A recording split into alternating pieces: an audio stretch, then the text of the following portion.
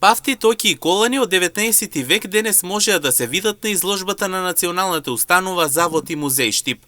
Предметите кои биле наменети за украсување на половината на женската народна носија од истокот и денес макотрпно се чуваат. Етнологот Бети Иванова рече дека овие украсни елементи били изработени од вештите раце на тогашните мајстори наречени кујунџии, кои со векови ја негувале традицијата во државата.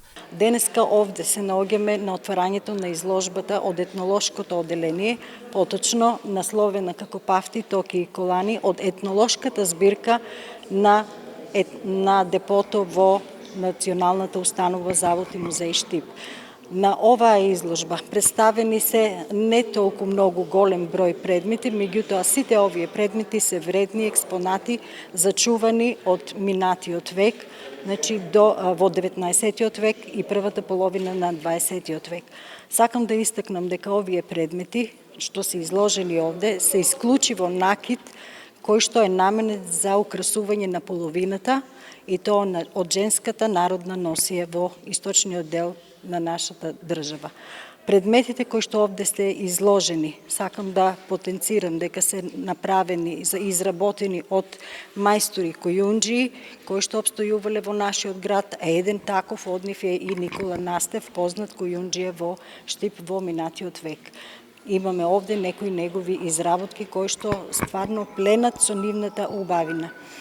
Иако за мене секој предмет кој што овде е изложен е вреден предмет, значи не само што представува украс на половината, освен декоративната улога, значи во минатото и во сваќањето на човекот, овие предмети, овие изложени предмети имаат и своја лична символика. Во секој еден ваков предмет може да се забележи дека во нив преовладуваат растителните орнаменти и мотиви од природата, рече Иванова. Таа останува децидна дека убавината во нив е во орнаментиката. Ако малку поубаво се загледаме во секој од овие предмети, ќе забележиме дека во нив преовладуваат растителните орнаменти и мотиви инспирирани од природата. Тоа се цвеќиња, листови, лозички, но сепак во некои од нив се присутни и геометриските мотиви, како што е кругот, ромбот.